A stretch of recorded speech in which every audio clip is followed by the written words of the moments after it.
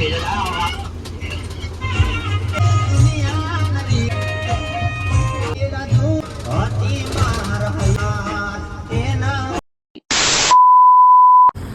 Friend, તો good morning. તો કેમ છો બધા મિત્રો? મજામાં જ છે. તો બી સ્વાગત છે તમારું મારા એક નવા વ્લોગની સાથે. તો મિત્રો આજે છે ને આપણો વ્લોગ ચાલુ થઈ ગયો છે સીધો ધંધુકાથી. અને અમે જો આવ્યા હતા એમાં એવું હતું કે આગળથી ચાલુ કરવાનો હતો પણ ટાઈમ હતો નહીં, તો એટલા માટે અમે ધંધુકાથી જ ચાલુ કરી દીધો.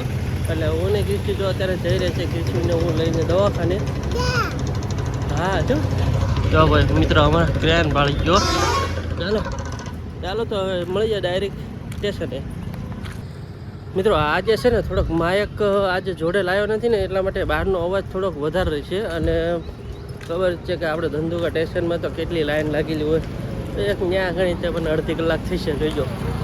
જોઈએ ચાલો ત્યાં મિત્રો કેટલી બધી લાઈન છે, જુઓ તો ખરા આ બહાર સુધી. બોલો આ એની જફાદી છે, બે બારી કરતા નથી ને એકની બારીમાં આપણી બધી પથારી ભરે. અહીંથી મિત્રો લાઈન છે ફરતી આમ ફરી ગયા અમારા બધી આખું ફરતું લાઈન છે.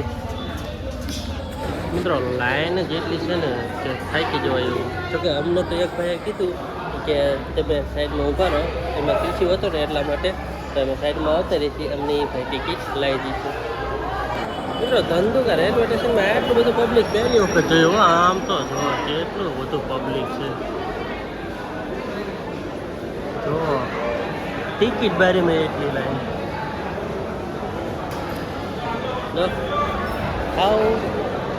મિત્રો આ બાજુ જો ટ્રેન આવી ગઈ છે, જો અમદાવાદ જવાવાળી ટ્રેન આવી ગઈ છે ને આ બાજુ જો બધા અમુક ટિકિટ વગરના પણ રહી છે. ટ્રેન આવી ગઈ છે, જોઈ લો. હાલો મિત્રો, તો ટ્રેન આવી ગઈ છે સુરેન્દ્રનગર જવા માટે. સાચી વાત છે તમારી વાત છે, બે બારી કરવી પડે પણ શું કર્યું, આ કરતા નથી ને આપણે લાઈનનો વધારે ઉભું રહેવું પડે, એમને પબ્લિકનું નહીં જોવાનું. હા જો આ એક બાજુ ટ્રેન આવી ગઈ અને બધા આવું ડિમાન્ડ કરે પણ નથી કરતા બધા. હાલો મિત્રો, તો અત્યારે જો બોટાદ પહોંચી ગયા છીએ હું ને કૃષિ બંને. તો આ બોટાદનું પ્લેટફોર્મ છે, 9:30 જેવો ટાઈમ થઈ ગયો છે, એટલે હવે લગભગ ઉપડશે અમારી ટ્રેન. કેમ કે અહીંયા 10-15 મિનિટ તો ઊભી જ રહેશે, તો સારું કહેવાય. કારણ કે અડધી કલાકમાં 8:30 થી 9 વાગે અહીંયા પહોંચાડી દે છે. અને અત્યારે જો અમે પહોંચી ગયા છીએ અને અડધી કલાક ઊભી રહી છે. હવે મિત્રો ટ્રેન છે ને ઊભી ન રહે, પણ જો વેરાવળ, બનારસ, બાંદ્રા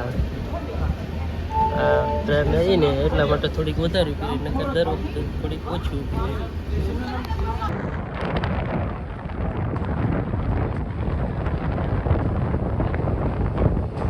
મિત્રો હું ને કિસ્સી તો પહોંચી ગઈ છીએ હોસ્પિટલે. હાજી જો હોસ્પિટલ. મિત્રો કેસીની દવા લઈ લીધી છે ને અત્યારે પહોંચી ગઈ છીએ ધોળા જંકશને. ટિકિટ લઈ લીધી છે અને અત્યારે જો દાદરો પણ ચડી ગયા છીએ. જો ઉપરથી તો ઉપર છીએ અમે. ટ્રેન એકાદી બીજી આવતી લાગે છે. ચાલો અમારી ટ્રેનનો ટાઈમ પણ થઈ ગયો જ છે, તો હવે નીચે ઉતરી જઈએ.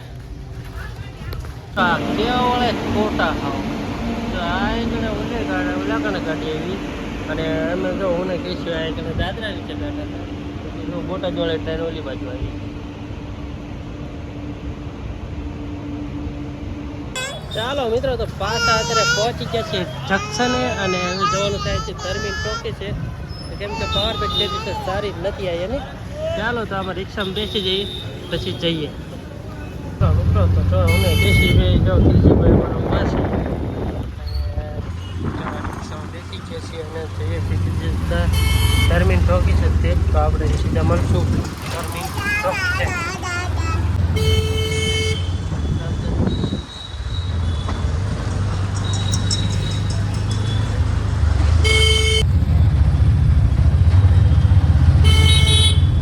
મિત્રો ધર્મીન ટોકીસથી જે વસ્તુ લીધું છે ને હું તમને ઘરે જઈને બતાવીશ.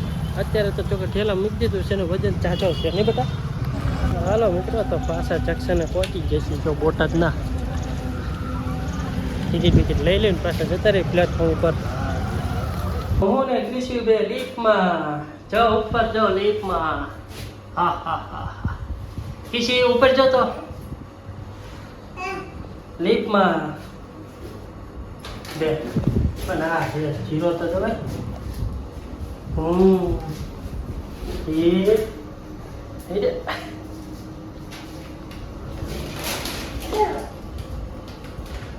ચાલો દરવાજો ખુલી ગયો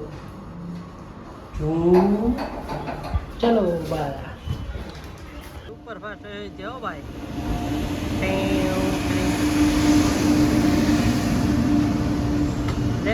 અયોધ્યા જવું તો આ ટ્રેનમાં જવાયો મિત્રો હું ને ક્રિશિવ જાય ઉપરથી જોતા હતા અયોધ્યા વાળી ગાડીને અને ક્રિશિવ જો એસી ડબ્બો ભાઈ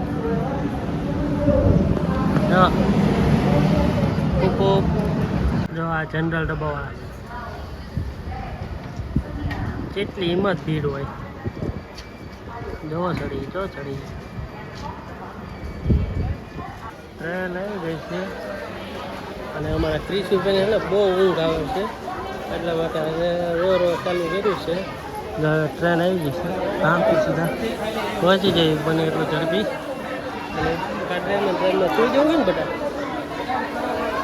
ચાલો સુડાઈ ગયો મિત્રો અમે છે ને રિક્ષામાં બેસી સીધા જે રેલવે સ્ટેશનથી આવતા રહીએ સીધો રાણપુર પોલીસ સ્ટેશને અને અહીંથી છે ને બસ મળે ને એટલે સીધા જ તે બે જવાનું છે અમારે ટીચર લઈને મિત્રો રાણપુરથી આવીને પછી સીધો જ અત્યારે જો આ ઘરે બ્લોગ એને બને થોડીક વાર આરામ કરી મોઢું મોઢું ધોઈને ફ્રેશ થઈ સીધો તે જો આજે સોમવાર છે તો મહાદેવજીના મંદિર આવી ગયો છું દર્શન કરવા માટે અત્યારે જો ભરતભાઈ અંદર ગયા છે અને હું અહીંથી પાછળ હાલ્યો જાઉં છું ધીમે ધીમે તો ચાલો આપણે જતા રહીએ મહાદેવજીના દર્શન કરવા માટે મિત્રો સુંદરિયાણાથી આ એક જો એક મસ્ત મજાનું જાણવા જેવું છે કે સુંદરિયાણાથી શ્રીજી મહારાજ આવ્યા વાગડ શિવાલય આવ્યા ખીજરે ઘોડી બાંધી એટલે કે આ ખીજરો છે એની હારે ઘોડી બાંધી હજી મોજૂદ છે જો આ ખીજરો અને પછી ત્યાં અહીંયાથી વાગડ નદી હમણાં હું તમને બતાવું મહાદેવજી દાદાના પછી આરતી કરી અને પછી વાગડની અંદર પધાર્યા હતા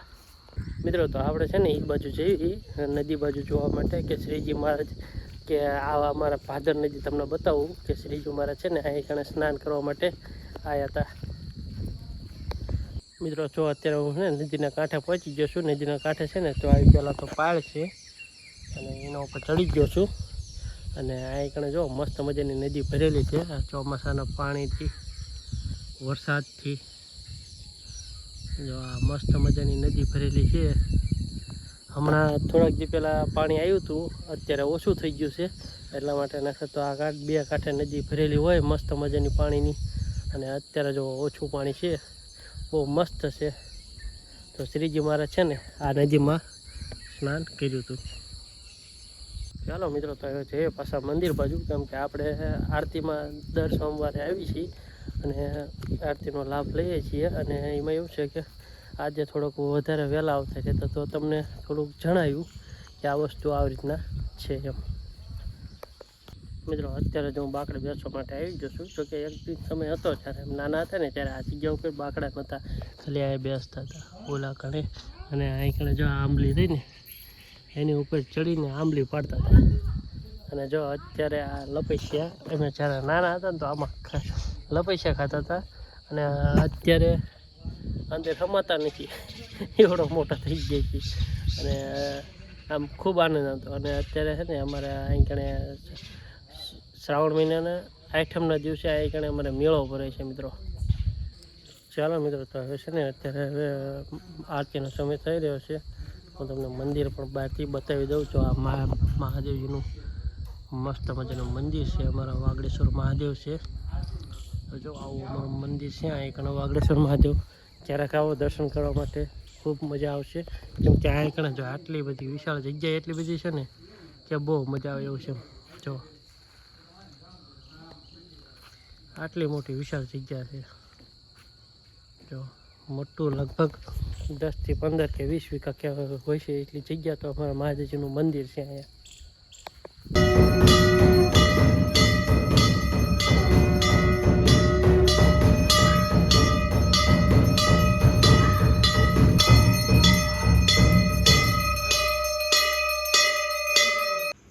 મિત્રો મહાદેવજીના દર્શન કરીને પછી પાછા આવીને ઘરે આવીને જમી લીધું અને પછી મસ્ત મજાનો જમીન અત્યારે સુવાનો સમય થઈ ગયો છે 10 સાડા 10 જેવો ટાઈમ થઈ ગયો છે.